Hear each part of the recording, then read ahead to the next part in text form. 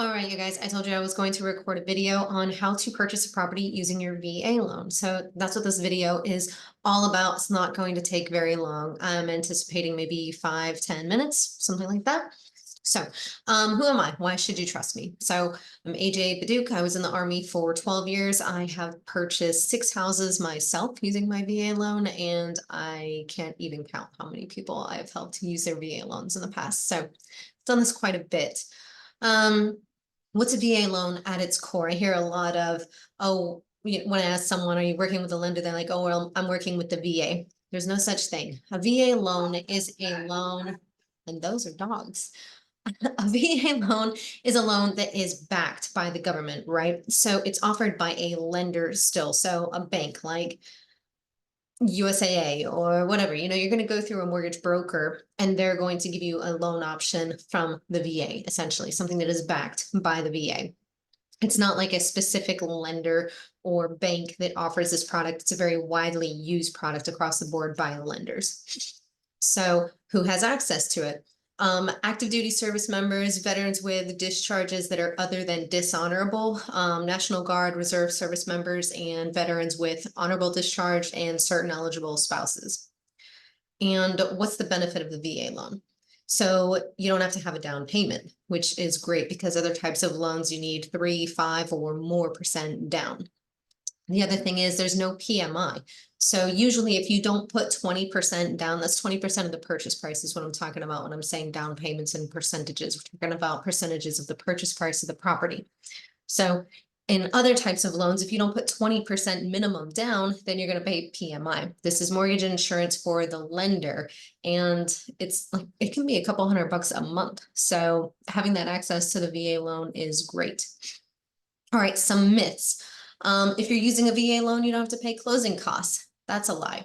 Or the seller has to pay your closing costs if you're using a VA loan. That's a lie. Your closing costs can be rolled into your loan. That's a lie.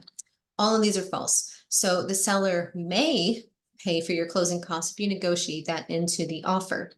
They don't have to, and they can only spend up to 4% of the purchase price when it's a VA loan. Only that much can be gifted to you or credited to you. Also, when we're talking about closing costs, we're talking about lender fees, title fees, your prepaids for insurance, your prepaids for taxes, possibly HOA fees.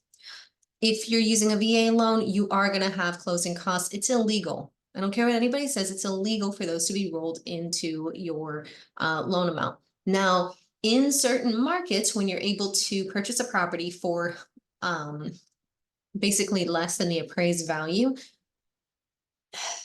sometimes you can offer more.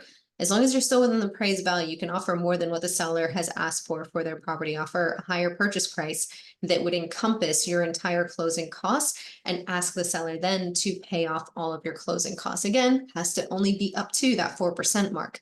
So your closing costs are kind of being rolled into the loan at that point, but it's really because you increase that purchase price over what the seller wanted, and the seller is actually paying your closing costs. So it's kind of a sneaky way to do it, but that's really the only way it can happen. All right, what else we got here? All right, if you don't have a service-connected disability of 10% or greater, when you go to use your VA loan the first time, you are going to have a VA funding fee. So this fee does get rolled into your loan. So it is going to be 2.15% of the loan amount if you put down between 0 and 5%, or 1.5% of the loan if you put down between 5 and 9.9%, or 1.25% if you put down 10% or more of the loan. All right, now we've covered what's a VA loan and who has access to it. So let's talk about the actual steps of using it. First thing you want to do whenever you're considering purchasing a property is get with a real estate agent that is intimately familiar with VA loans. You want to make sure they know how these work, because sometimes you get new people as lenders and they're not very good, and you need your realtor to be able to be like, hey man, what's going on here? Also, there's some other things. I'll get into those as we progress. But you're going to go over your current situation and what your goals are with that agent, and then they're going to put you into contact with a trusted VA credible lender, and they're going to pull your credit. They're going to do it, and you're going to get a bunch of phone calls of people trying to sell you their product. It's just part of the process. I'm sorry. They're going to pull your credit, and then they're going to start running numbers on your debt to income ratio. So basically, how much money are you bringing in according to your W-2?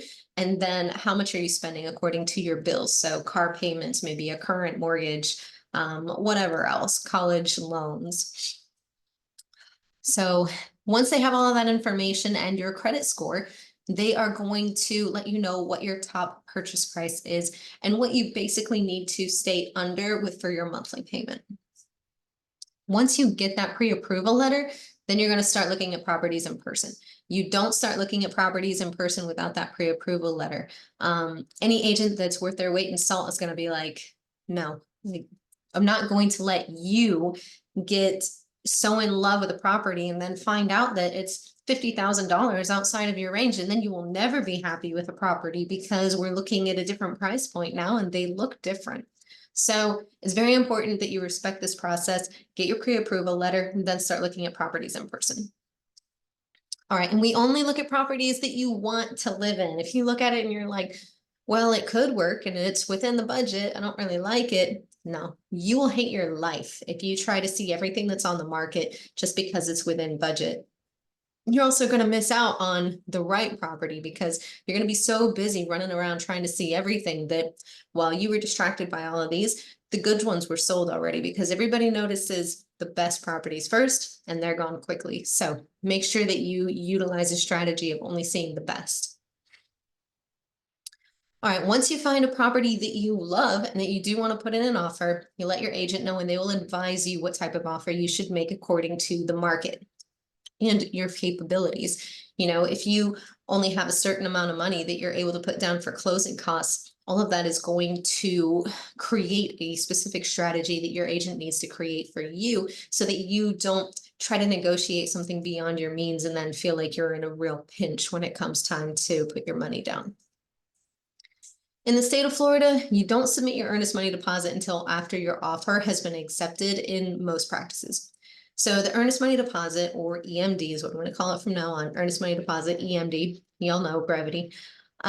It's your skin in the game, and it's going to be held by the title company. This is the entity that is going to say, okay, here are the keys. Now this house is yours. At the end of the transaction. So this money, your EMD, it doesn't go to the seller. The seller can't take your money and then, you know, run off with it and do whatever. This money is actually going to come back to you at the closing table, whether by check or towards your closing costs or towards whatever. It's going to come back to you as long as you close. Now, if you don't close, but it's for a reason that's stipulated within the contract, you get your earnest money deposit back. But if, say, you get all the way to the closing table and you're like, I got cold feet, I just don't want to do it, that's it, then the seller is going to keep your money because that was your skin in the game. All right, once your offer is accepted, your agent is going to schedule your inspections. Always, always, always get the property inspected. I don't care if it's a new build. I don't care if it was your parents' house, and get an inspection. There are certain inspections that'll need to happen depending on the age of the property and the appliances. So you might be paying for a couple of them. Your agent or his or her assistant will be able to point you in the right direction of which ones you will need. Different areas are going to have different prices, so I'm not really going over those much. In the state of Florida, you can stipulate which type of contract you want to use. You can use an as-is contract or a standard contract with repair limits. If you're on the as-is contract, then you're not going to be able to ask for any type of repairs that you find from the inspection report. But if something is super scary on there and you're like, I don't even want this house anymore, you can walk away, no issues, get your earnest money deposit back. However, if you're on the one with repair limits, then the seller can say, yep, I will fix everything that's on this inspection report up to the limit that you specified, as long as it's warrantable. That means not cosmetic. It can't be just like some marks on the wall or something. Something has to not be operating as it was intended to by the manufacturer in order for it to be warrantable. Now, let's say that you, sorry, this is a free course. Let's say that you had stipulated $2,000 on the contract for repairs, but the inspection report said there are $2,500 worth of repairs to be done, warrantable ones. You can ask for all of them to be done, and the seller can either say yes or no. If they say yes, you guys continue to move on with the contract. If they say no, you can opt to walk away from the contract at that point and get your earnest money deposit back. Keep in mind, anytime you're walking away from the property prior to closing, and actually, even if you're going to keep going with it, your inspections, appraisal, these items, they are third-party vendor items. So you're not going to ever get that money back. Those people performed a service, you pay them at the time of service, and that's it, that money's gone. Okay, so if at some point you cancel the contract, you don't get that money back, even though you might get your earnest money deposit back, and you likely will as long as you have a great agent. All right, so once the inspection period is over, if you're continuing on with the contract, then your lender's going to order an appraisal. There are a couple of reasons why we wait until after the inspection period to order the appraisal. And one of the reasons is we want to make sure that you actually still want the property after seeing the inspection reports, because the appraisal is going to cost you money as well. So we want to save you every single dollar that we potentially can.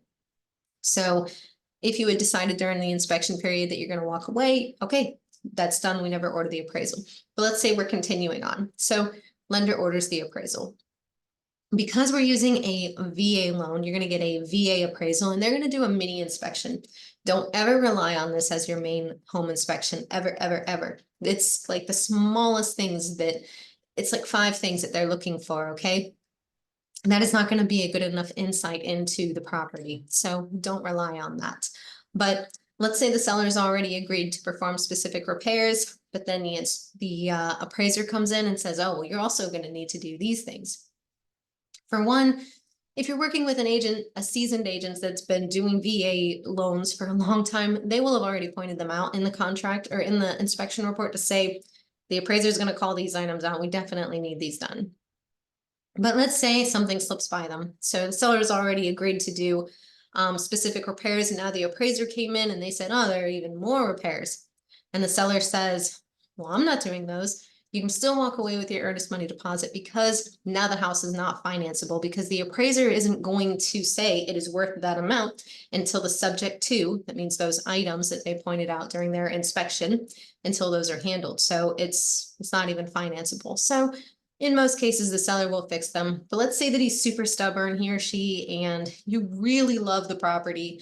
You could potentially pay for those items on your own so that the transaction can continue to go forward. Those instances are super rare, but I just want to give you some options. All right. All right. Okay, if the appraiser appraises the property for the agreed upon purchase price or above, everything just stays the same. Everything just keeps on moving forward. But let's say that the appraiser says, oh, well, this is actually only worth, $5,000 less than what you guys agreed to. In the state of Florida, the seller will not have to decrease the price by that $5,000, but you also don't have to increase that price. You don't have to pay the full purchase price if you don't want to, because it exceeded the appraisal amount. Another thing is, the bank won't lend you that money. The bank will not lend you more than what the property appraised for. So we are truly back at the negotiation table, and lots of things could happen. The seller could say, nope, not doing it. You can just walk away. And you could just walk away with your earnest money deposit. Or you guys could offer to split the difference and everybody come to the table with a little bit of money. Or you could offer to pay cash to bridge the gap. All kinds of things. So lots of options here, but you are truly back at the negotiation table in that instance. Next thing is a survey. You're going to need a survey in order to close on the property. Most times the seller is going to have a usable survey, but in the event that they don't, you will have to pay to get one. They are required to close. Now, if repairs were needed to the property in order to obtain insurance or financing, then you're going to need the inspector to go back out to the property to ensure that all of those repairs were done, and you will have to pay for that additional inspection. It won't be as much as the main one, but it'll be something. let's say that there weren't any issues that were actually going to cause problems with financing or obtaining insurance, but you still just want to know that they were done, you can still, pay the inspector to go back out there, or you could just ask for the invoices of the work that was done or pictures or something to save yourself the money. It's up to you. So right around this time, you're going to get a reminder from your agent or their assistant to bind your insurance. That means secure insurance for the home, your homeowner's insurance, and also set up your utilities, because you don't want to have this beautiful property waiting for you and no electricity or water. You also want to make sure your trash is set up, because once you move, all those boxes are going to be sitting out there and you're going to want them gone. All right, either the day of closing or the day prior. I prefer the day of. You're going to do a final walkthrough of the property. This is specifically to make sure that there's nothing present that shouldn't be, like a squatter, and there's nothing absent that's supposed to be present, like they walked off with the garage door, You're just walking through it for those purposes. You're not actually trying to perform a whole other inspection. It's just walking through and making sure they didn't put any giant holes in the walls when they were moving or something like that. Once you are done with that, you go to the closing table. This will typically happen at the title company, and they're going to have a massive stack of papers, and you're going to sign all of them saying that you agree to take possession of this property and that you are going to pay the amount that you promised the lender that you're going to pay for the property. And then you will get a set of keys, some garage door openers where applicable, and you can move into the property immediately. If you guys have any questions about any of this, go ahead and give me a call, text, email. I am super happy to answer those questions for you. If you are not in the state of Florida and you're considering using your VA loan in another state, you can reach out to me as well, and I can put you in contact with an agent elsewhere. Much like Battle Buddies, I know people everywhere. All right, I hope this was helpful, and I'll chat at y'all later.